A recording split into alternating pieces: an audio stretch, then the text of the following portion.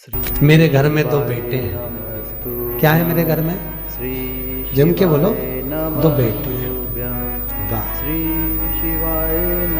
और तेरे यहाँ तो के भगवान की कृपा है, मेरे घर में ये तो मेरी बेटी है किए। दूसरा बोला भैया भगवान ने बहुत कृपा करी, मेरे को तो इतनी कृपा करी कि मेरे घर में भगवान ने दो बेटे दे दिए, चिंता मुक्त हुआ। दूसरा जो खड़ा था उसकी आंख में आंसू भर गए, मेरे घर में दो बेटियां हैं। फिर बोला अच्छा हुआ भगवान ने मुझे बेटे दिए। कहाँ? बेटियों पढ़ने जाए, कॉलेज जाए, उनको लेने जाओ, छोड़ने जाओ, उनका ध्यान रखो, इसलिए अच्छा है घर में बेटे हो। भगवान ने अच्छा मेरे घर में बेटी दी। इतने में पास में बेटी खड़ी थी, बेटी ने अंकल का कुर्ता खींचा। अंकल, ओ अंकल। हाँ बेटा बोल। अंकल, भगवान बेटी हमेशा मन वाले को, दिल वाले को और किस्मत वाले को देता है, भगवान बेटी कभी भिखारी को नहीं देता। वो छोटी सी लड़की ने, छोटी सी बेटी ने अंकल का कुर्ता खींच कर दी। कहा कि भगवान बेटी हमेशा दिल वाले को, किस्मत वाले को, भाग्य वाले को देता है, भिखारी को नहीं देता। जिसका मन ही नहीं है दान देने का, जो बहन तक को तो कभी एक रुपया निकाल के नहीं दे, कभी ननन तक को अठन्नी नहीं दे, भगवान ऐसे के घर में क्या छोड़ी दे, क्या देगा?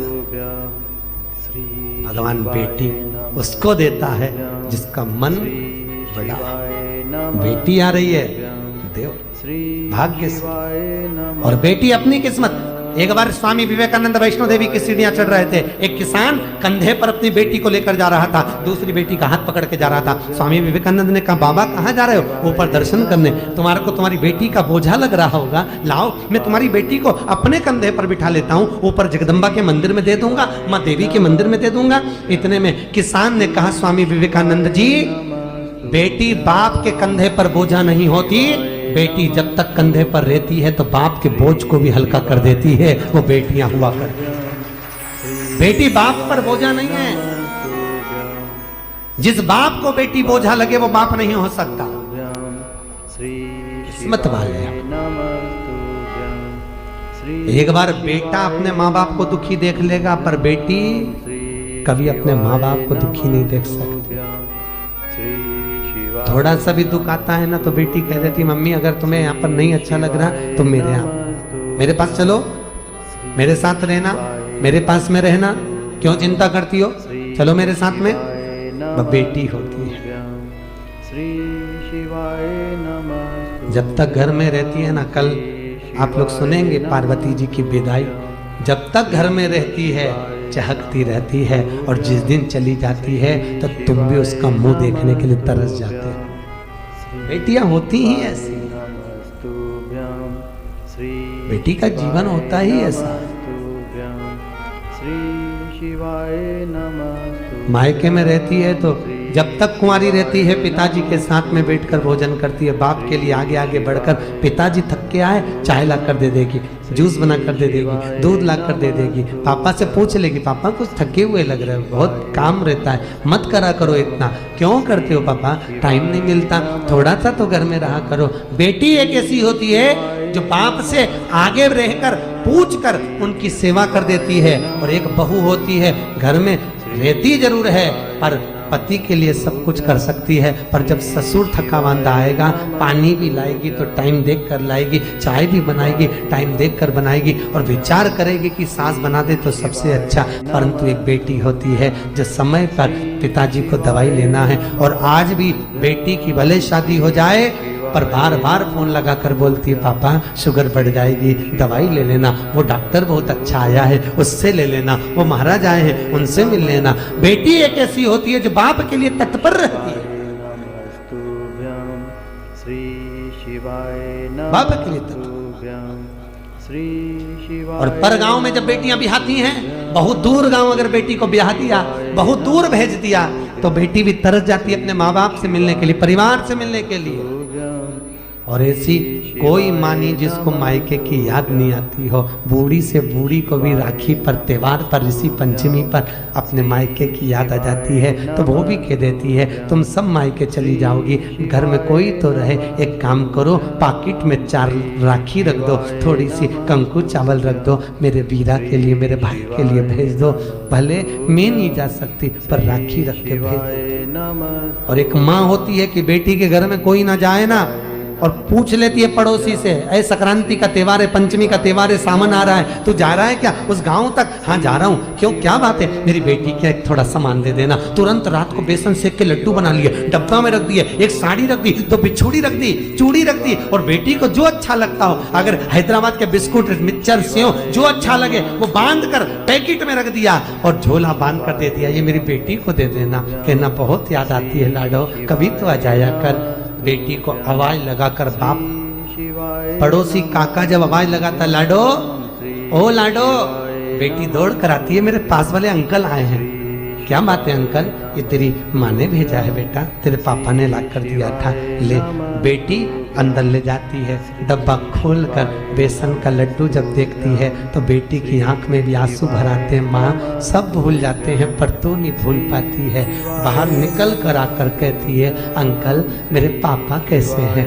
पापा की पूछी, माँ की नहीं। क्यों? क्योंकि बेटा माँ को प्रिय होता है और बेटी बाप को प्रिय होती है। बेटी बाप को स्नेह न करती है, आते से पूछती है मेरे पापा कैसे अंकल, और कैसे हैं, उनको कोई दुख तो नहीं है? बोलना, बहुत दिन हो जाते हैं, इतनी दूर गांव पढ़ना आया अंकल, इतनी दूर क्यों पढ़ना दिया? मेरे बाबुल को देखने के लिए तरस जाती हूँ, कभी मिल ही नहीं पाते। भैया भी नहीं आता, 30 त्योहार पर शहर में आता, काम करके निकल जाता, मेरे पास नहीं आता। क्यों? मैं उससे कुछ मांगती नहीं, मुझे कुछ नहीं चाहिए, 500 का नोट भी नहीं चाहिए, 1 रुपया नहीं चाहिए, साड़ी भी नहीं चाहिए, मैं आ नहीं सकती। घर आती हूँ तो मेरी भाभी को ऐसा लगता है कि ननद आ गई, खूब लेकर चली जाएगी। मैं कौन समझाए भाभी, मुझे किसी चीज की कमी नहीं है, मेरे माँ बाप जब तक जिंदा हैं मेरा आने का मन करता है, मुझे बुलाते क्यों नहीं हो? बेटी एक ऐसी होती है जो भाव से दौड़ कर आ जाती है। बेटी का दिल ही ऐसा हो। लोग कहते हैं बेटी की विदाई में सबसे ज्यादा मार हुई। शिव महापुराण में लिखा है कि बेटी की विदाई में सबसे ज्यादा हिमालय राज रोया, पत्थर भी रोया था पार्वती की विदाई में, पत्थर की भी आंख से आंसू निकल गए, हिमालय राज भी रो पड़ा। जानकी जी विदा हुए तो दशरथ जी रो, जनक जी रो पड़े। बेटी की विदाई में जितनी माँ नहीं रोती उससे ज्यादा बाप रोता है। वो भी कह देता है इसको जो अच्छा लगे ना इसकी विदाई में दे दे, अच्छी अच्छी साड़ी दे दे, अटैची दे दे, देख ले जो चीज की कमी हो ना वो दे दे। पर आगे आकर कभी भी बाप रोता हुआ नहीं दिखता। दरवाजे के पीछे बेटी जब विदा होती है पीछे खड़ा हो जाता है, जा रही है, मैं कैसे विदा करूंगा इसको आगे से आगे कॉलेज ले जाना, स्कूल ले जाना, दुकान बंद कर करके चले जाता, ट्यूशन छोड़ कर आता। आज वही बेटी चली जाए, कहाँ देखने को मिलती? बेटी का जीवन बड़ा विचित्र है। जितने दिन घर में रहे साहब बहुत खुश हुई, इसके आने से खुशी आई। बेटियां आ गई, घर में आनंद आ गया। ननंद और बेटियां नहीं आए तो शादी का आनंद भी नहीं आता। इनके आने से कुछ नहीं दे पर आ जा। क्या मांग रही हैं तुमसे? नहीं तो एक जायदाद के हिस्सेदार ये भी है, जिस दिन खड़ी हो गई ना अदालत में पसीने छुड़वा देगी, पूरे फ्लैट का हिस्सा लेकर जाएगी। कमन है, बेटियां होती है। क्या मांगा तक्ष प्रजापति? हे जगदम्बा, हे जगतजननी, हे अम्बा, हे भवानी, मेरे घर में बेटी हो जाए। जगदम्बा खुद बोली, दुर्गा खुद बोली, तुम्हारे घर में पहले से तो इतनी बेटियां, इतनी बेटी का करोगे क्या? जगदम्बा ने जब बोला, दक्ष प्रजापति कहते हैं जितने बेटों से सुख नहीं है साहब, बेटी का मुख देखकर सुख मिल जाता है, इसलिए मुझे बेटियां चाहिए। मेरे घर में ये जगजननी तुम प्रकट हो जाओ, ये मेरे घर में तुम आ जाओ। दक्ष प्रजापति ने जब कहा माँ तुम मेरे घर में आ जाओ, तुम मेरी बेटी बन जाओ, मेरी बेटी अगर घर में होगी तो मुझे सुख मिलेगा, मुझे आनंद मिलेगा। बेटी को कितना भी दुख होता है ना तो भी बाबुल से कहती ही नहीं है पापा मेरे को दुख है। हमेशा जब भी आएगी प्रसन्न दिखेगी, घर में कितना भी दुख रहे तो भी आनंद नहीं। बेटा कैसी है? पापा अच्छी हूँ। बाबुल अच्छी हूँ। कोई तकलीफ? नहीं बाबा ठीक हूँ। अकेले में रो लेगी पर कह नहीं।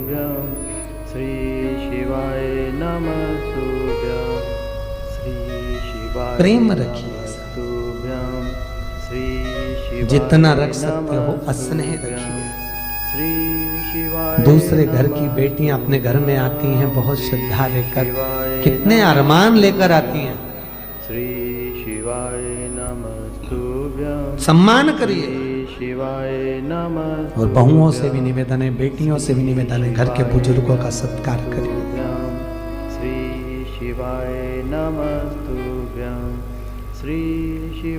धन से नमन मत करो।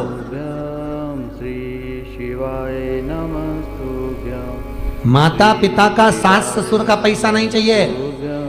पैसा अगर मिल भी गया, हिस्सा जायदाद का मिल भी गया तो चोर चुरा कर ले जाएंगे, वापिस रोड पर आ जाओगे। टैक्स का छापा पड़ गया, सब चले गया, कुछ नहीं बचा। माता पिता का जायदाद हिस्सा नहीं चाहिए। माता पिता की सेवा कर लो, उनका आशीर्वाद चाहिए। जायदाद का हिस्सा तो कब बर्बाद हो जाएगा मालूम नहीं पड़ेगा, पर अगर आशीर्वाद मिल गया तो जीवन सार्थक हो जाएगा। फिर हिस्से की जरूरत ही नहीं पड़ेगी। हिस्से की जरूरत क्या?